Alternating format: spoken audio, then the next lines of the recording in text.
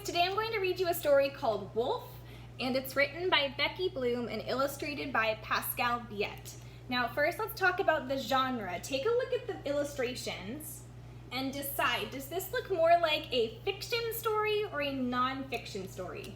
I see drawings, and what do the characters look like? They're animals in glasses. This one's reading a book. Can that really happen? So what do we think? Is it fiction or non-fiction?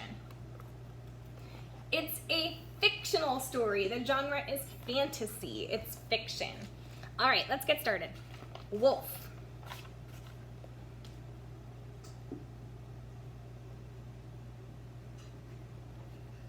After walking for many days, a wolf wandered into a quiet little town.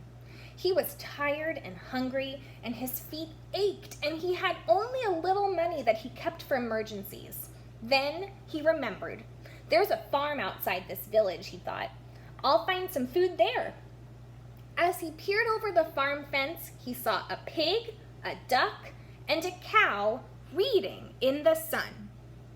All right, pause here. Take a look at the wolf. What do you think about the wolf right now in the story? Do you think he's going to be a nice wolf or a mean wolf? And what do you think he's going to do when he sees the animals? Make a prediction.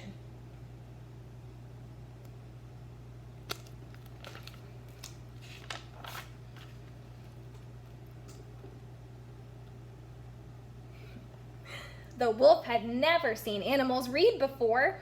I'm so hungry that my eyes are playing tricks on me, he said to himself. But he really was very hungry and didn't stop to think about it for long. The wolf stood up tall, took a deep breath, and leapt at the animals with a howl. Ooh! Chickens and rabbits ran for their lives, but the duck, the pig, and the cow didn't budge. What is all that awful noise? Complained the cow. I can't concentrate on my book.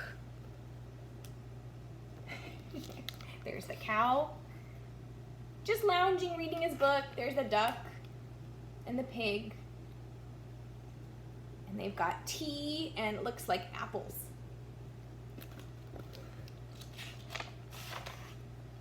Look at the wolf's reaction. Just ignore it, said the duck. The wolf did not like to be ignored. What's wrong with you? Growled the wolf. Can't you see I'm big and dangerous, wolf? I'm sure you are, replied the pig, but couldn't you be big and dangerous somewhere else? We're trying to read. This is a farm for educated animals. Now, be a good wolf and go away, said the pig, giving him a push.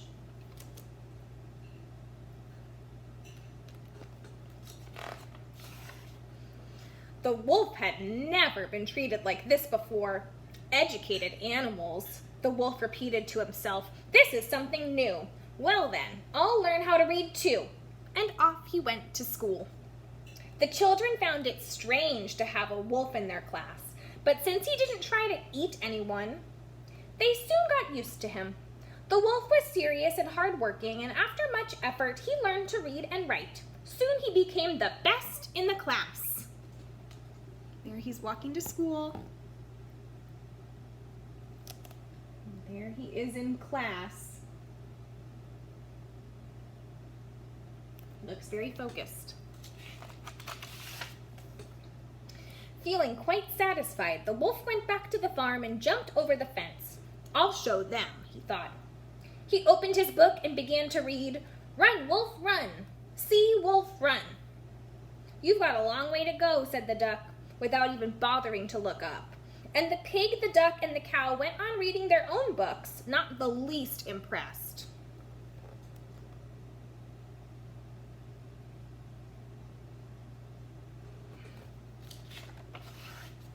The wolf jumped back over the fence and ran straight to the public library.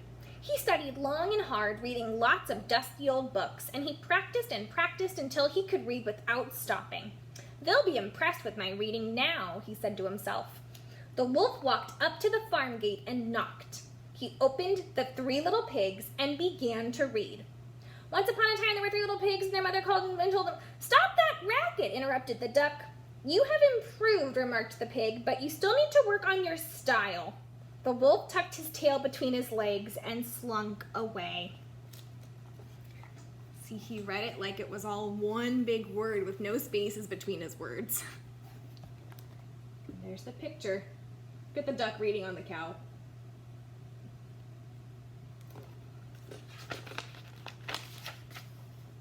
But the wolf wasn't about to give up. He counted the little money he had left, went to the bookshop, and bought a splendid new storybook, his first very own book.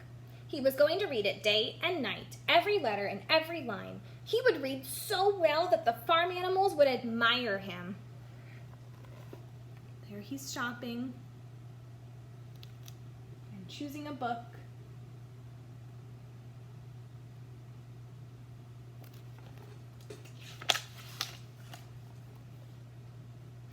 Ding dong, rang the wolf at the farm gate.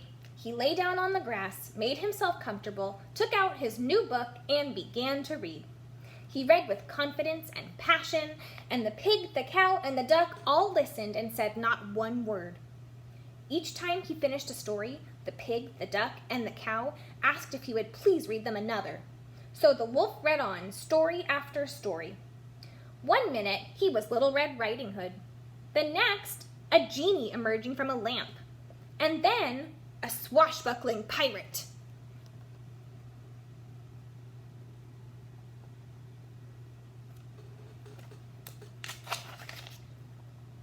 This is so much fun, said the duck. He's a master, said the pig.